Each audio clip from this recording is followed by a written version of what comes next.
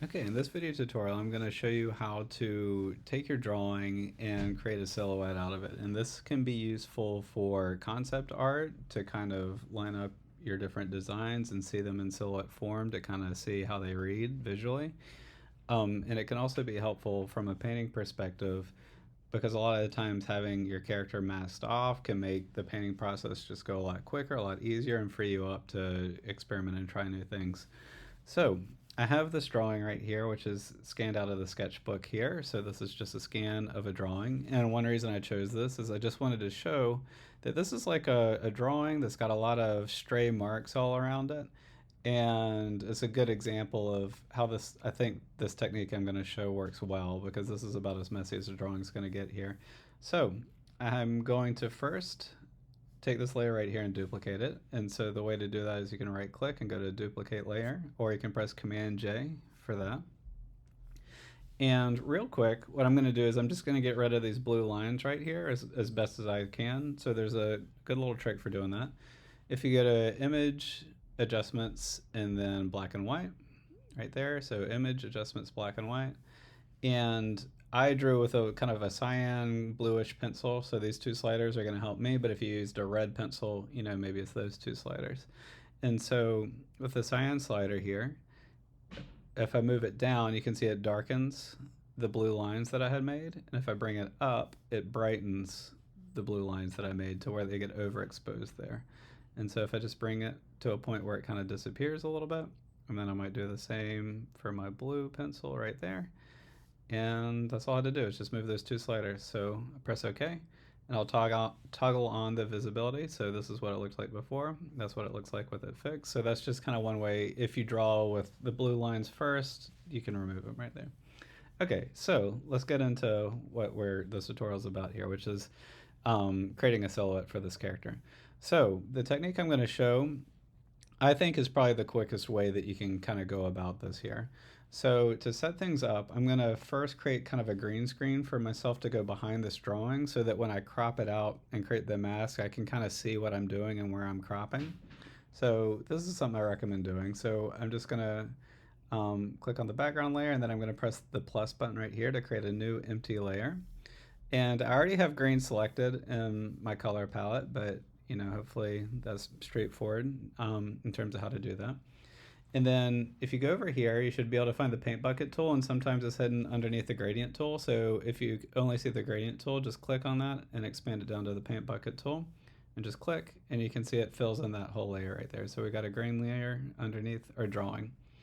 Okay, so let's now get going with this. So the tool that I like to use is you can actually use these tools that are down here for this, but I prefer to do it this other way, which is I have this lasso tool right here. And so usually when you're doing the lasso tool, you're using it to make selections, and you can draw areas in there. So I'll deselect that. And instead, what I'm going to do is make sure that this layer is selected right there. Go to the lasso tool. And then when you click on the lasso tool, look up here and look for this button that's right here, select a mask. And I'm going to click it, and it's going to bring us to a new interface. All right. And so right now it shows up as green. So if that happens for you, that's just look for this transparency slider right here.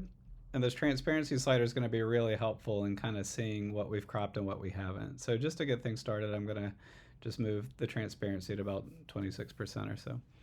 So this slider is really helpful, and we're mostly going to be using these tools over here. So my favorite tool over here is, well, before I go into this tool, this is zoom in right here.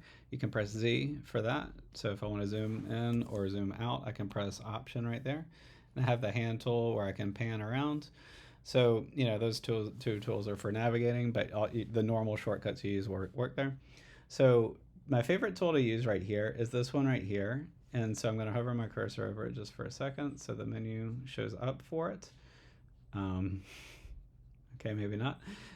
So what this tool does is if you use the square bracket tools the square bracket buttons on your keyboard, so I'm pressing the left one, it can make it smaller, right one, it makes it larger, just like the brush tool in Photoshop. You can set the size for it. And what it does is it tries to automatically detect areas to crop out for you right here. And so that's a really helpful tool. This tool right here is really helpful if you're cropping out a photo and you have like a furry animal and you want to kind of find those fine fur details in there. And then this tool right here is just a standard brush where you just draw it right in and there's no assistance from the computer. So I'm going to click on this and this button right here, and I'm going to press the square bracket tool to get my brush size about this size. And the way that the computer kind of finds areas to crop out depends a little bit on your brush size. So if I do like a big brush, you know, sometimes that helps it kind of find a larger area. If I do a small brush, a lot of times, you know, it'll kind of stick to smaller zones of your region right there. But you can see right there, I just clicked 4 times and my character is almost cropped out right here. So again, I can use this transparency slider to see things differently. So this is without my transparency on at all. And then I can crank the transparency up a little bit. And you can see it came really close to making a really good crop, but I need to just go in there and kind of fix things up just a little bit. So I'm going to zoom in or press this button right here and zoom in a little bit. And I'm going to continue to use the refine brush right, or sorry, the quick selection brush right here. And so square bracket to make it smaller. And I can just draw that in. And you can see that it's pretty darn smart about detecting where the edge is of my lines here. So I just want my line work to kind of show up here. And so I'll just quickly go around and fix this. And if I wanted to, I could go in with this brush right here and kind of manually draw some of this in if you prefer to do it that way. If this brush right here is having trouble detecting right there. But for most drawings, we don't really need to dive too much deeper into this right here. And so I'm just going to kind of finish this off with the character and just working pretty quickly. I'll edit and do that. Let's say if I want these kind of strokes that come out from there to show up, I might try this brush right here, which is kind of the fur refined edge brush that's helpful for fur sometimes. Maybe I need to make the brush a little bit larger to kind of have things kind of show up a little bit right there. So you can see how it kind of cropped out some of those negative regions right there if I wanted that to happen. But I kind of don't want that to happen. So there we go. So I went all the way around the character. You can see it's cropped out pretty well and we're ready to go. And so again, this transparency slider is just a good way to kind of see what's going on. The green screen underneath gives us nice contrast so we can understand what we're cropping out. So I'll press OK to return back to the main interface right here. And so now I'm faced with 2 options right here. So our main goal is to create a silhouette of this character right here. So in order to do that, what I would want to do is I would want to press the plus button right here to create a new empty layer right here. And what I will do is click this button right here, and that's going to add a mask. It's going to create what's called a layer mask onto that empty region right there. And you can see nothing changed, right? Because I'm not trying to crop out this image right here. I'm trying to kind of add a new empty layer that I can use for a silhouette right here.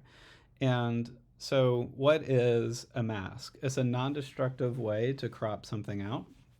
And so you can see I have my empty layer right there.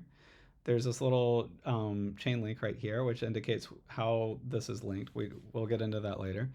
And we have the mask right here. And so the way that masks work in Photoshop is the white area is, it works in a grayscale, I should say.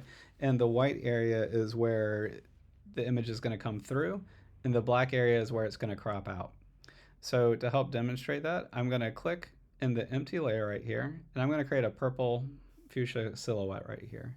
So I'm going to just click in here. I chose a fuchsia color. You can see right there. Paint bucket tool. And again, it's really important that you make sure that this is selected and not this. You see how there's a bounding box going over the empty layer, and I can change it so I'm either selecting the mask or the empty layer. So make sure the empty layer is selected. Do it. And so you can see right away I have a silhouette right there. So let's kind of dive a little bit deeper so you have like a deeper understanding of what's going on right here.